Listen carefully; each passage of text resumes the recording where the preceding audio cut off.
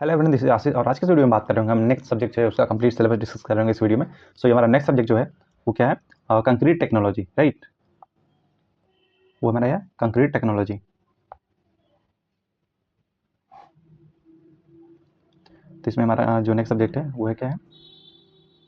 Concrete technology. इसमें हम देख लेते हैं आगे हमारा जो डिटेल कंटेंट्स में क्या क्या रहेगा, हमें पढ़ने को क्या क्या मिलेगा।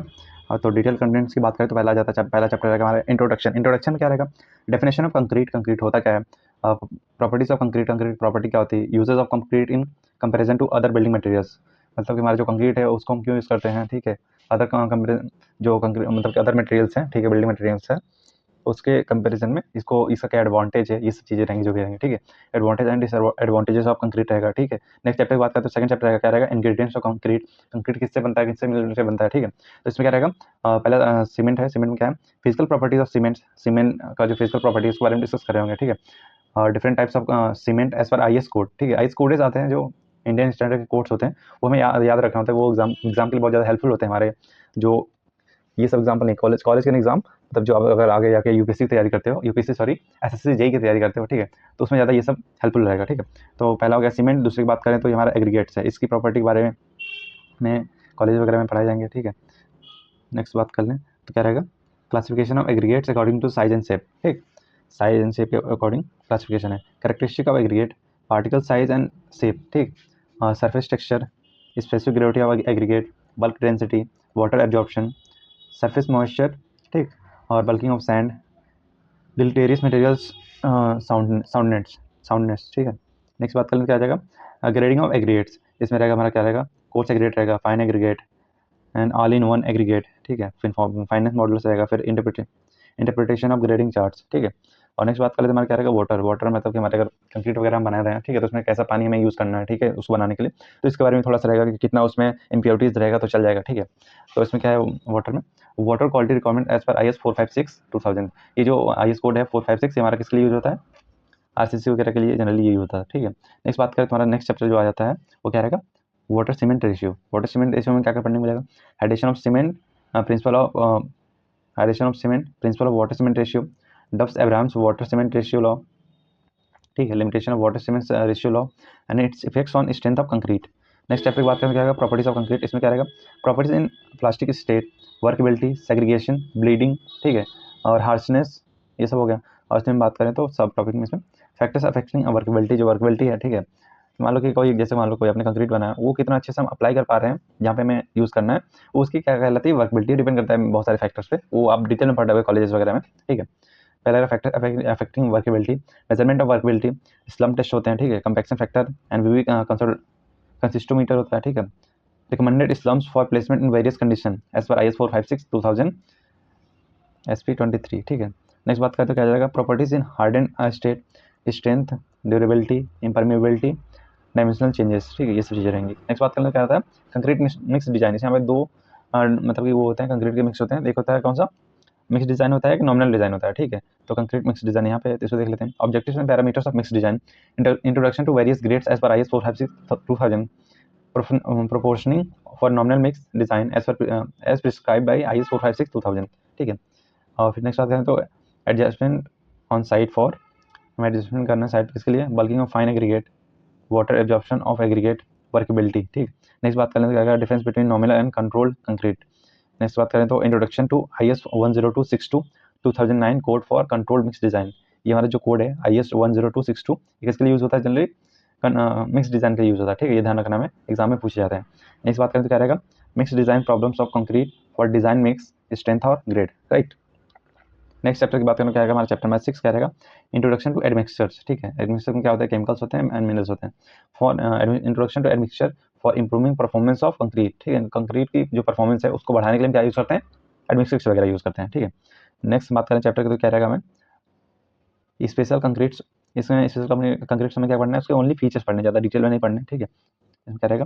Concreting under special conditions, difficulties and precautions before during and after concreting, मतलब कंक्रीटिंग के पहले उसको लगाने, मतलब ड्यूरिंग कंक्रीटिंग, और उसके बाद हमें जो करना है वो कौन कौन से हमें सावधानियां लगानी है, मतलब ध्यान रखनी है, वो चीज़ रहेगा, ठीक है। पहला क्या आता है इसमें? कोल्ड वेदर कंक्रीटिंग, मतलब कि कोल्ड वेदर कंक्रीटिंग हो गया, अंडर वाटर कंक्रीटिंग हो गया, जो पानी के नीचे हम कंक्रीटिंग करते हैं, ठीक है। हॉट वेदर कंक्रीटिंग करते हैं, हॉट वेदर है, ठीक है, तो वहाँ पे करते हैं, ठीक है। फिर आता है क्या आता है रेडी मिक्स कंक्रीट क्या होता है, ठीक है, फाइबर इन्फोर्स्ड कंक्रीट क्या होता है, पॉलीमर कंक्रीट क्या होता है, फ्लाई एश कंक्रीट क्या होता है, सिलिका फ्यूम कंक्रीट क्या होता है, सेल्फ कंपैक्टिंग कंक्रीट क्या होता है, ये सब चीज़ें रहेंगे, ठीक है। नेक्स्ट बात कर लें तो क्या रहेगा कंक्रीटिंग ऑपरेशंस, इसमें क्या रहेगा स्टोरिंग ऑफ सीमेंट, ठीक है, सीमेंट को कैसे स्टोर करते हैं, क्या रहेगा इसमें storing of cement in warehouse. फिर नेक्स्ट रहेगा storing of cement at site, effect of storage on strength of cement, ठीक है, मतलब अगर स्टोर करके रखते हैं सीमेंट तो उसका डिपेंड करता है कि कितने दिन पे उसका स्ट्रेंथ कितना बढ़ेगा घटेगा जो भी है, ठीक है, वैसे स्ट्रेंथ घटता ही है टाइम के साथ, ठीक है, सीमेंट का। नेक्स्ट बात करते हैं determination of warehouse capacity for storage of cement, ठीक है, उसकी कैपेसिटी क्या होती है वेयर हाउस की जहाँ पे हम सीमेंट को इकट्ठा कलेक्ट करके रखते हैं, ठीक है। नेक्स्ट बात करें क्या आएगा स्टोरिंग ऑफ एग्रीगेट, ठीक है, storing of aggregate at site. Next बात करें तो बैचिंग, बैचिंग में क्या आएगा to be shown during site visit, मतलब ये साइट विजिट में ऐसे देखा जाए तो कॉलेज वगैरह में कुछ होता तो है नहीं उतना डिटेल में, ठीक है, बस ये पेपर वर्क ही ज़्यादा होते हैं, साइट विजिट बहुत कम ही होता है, रेयर केस में होता है, गवर्नमेंट में तो एकदम हालत ख़राब है, ठीक है, वो सब चीज़ें रहती हैं। प्राइवेट वगैरह में अगर आप कर रहे हो तो वहाँ पे चीज़ें अच्छी हैं थोड़ी, ठीक है।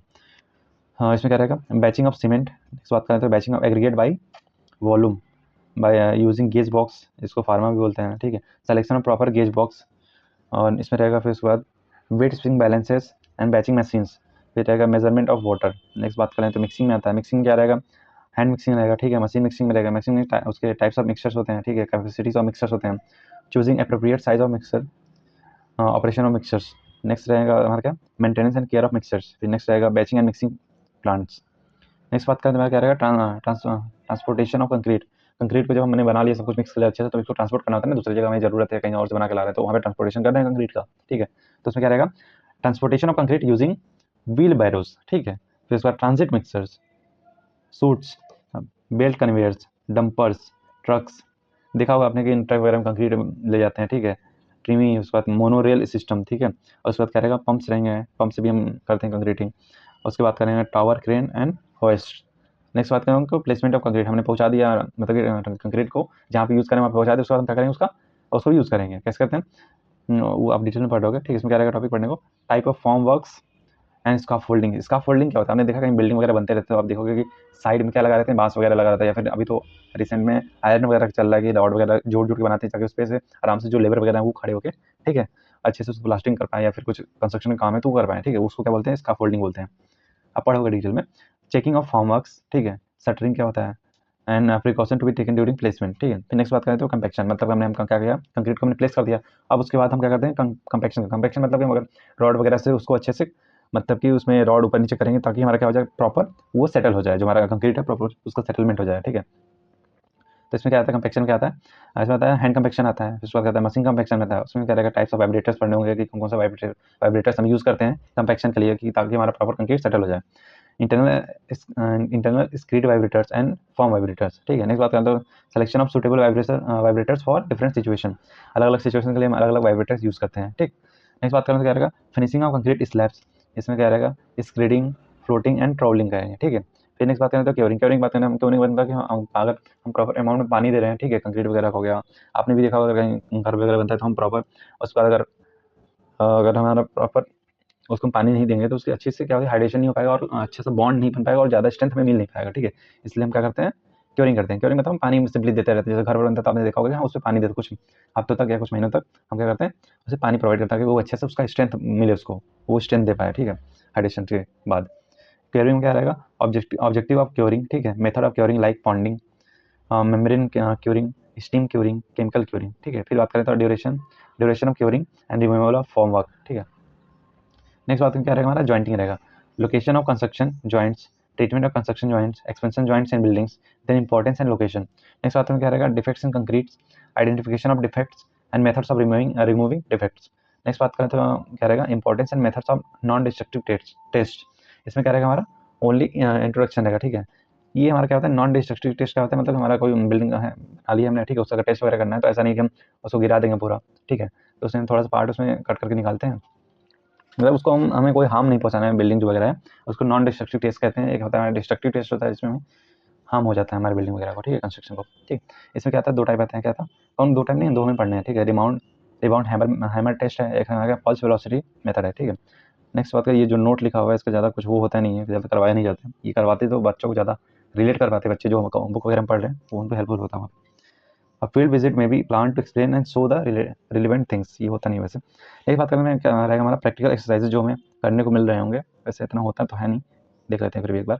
क्या रहेगा, और to determine the physical properties of cement such as fineness, consistency, setting time, उसके बाद soundness and compressive strength of cement as per IS codes, ठीक है। सेकंड प्रैक्टिकल की बात करें क्या रहेगा, to determine the flatness and elongation index of the coarse aggregate. Next third की बात करें क्या रहेगा, to determine silt content in fine aggregate. फिर फोर्थ प्रैक्टिकल क्या रहेगा, determination of specific gravity and water absorption aggregates. फिर प्रैक्टिकल की बात करें तो क्या रहेगा, determination of bulk density and void of aggregates. Six की बात करें तो क्या रहेगा, determination of particle size, distribution of fine coarse and all in one aggregate by sieve analysis, grading of sieves, ठीक है। नेक्स्ट बात करें क्या रहेगा, to determine the bulking of fine aggregates. Next बात करने क्या रहेगा हमारा 8 नंबर का practical, to determine workability by slump test and to verify the effect of water fine aggregate coarse aggregate ratio and aggregate और सीमेंट रेशियो ऑन स्लम। जब हमारा क्या रहेगा प्रैक्टिकल 9 क्या रहेगा, compaction factor test for workability. Chapter नहीं sorry practical 10 क्या रहेगा, non destructive test on concrete by the mount hammer test रहेगा, अल्ट्रासोनिक पल्स वेलोसिटी टेस्ट रहेगा, ठीक है। प्रैक्टिकल 11 की बात करें क्या रहेगा, to determine the compressive strength of concrete cubes for different grade of concretes.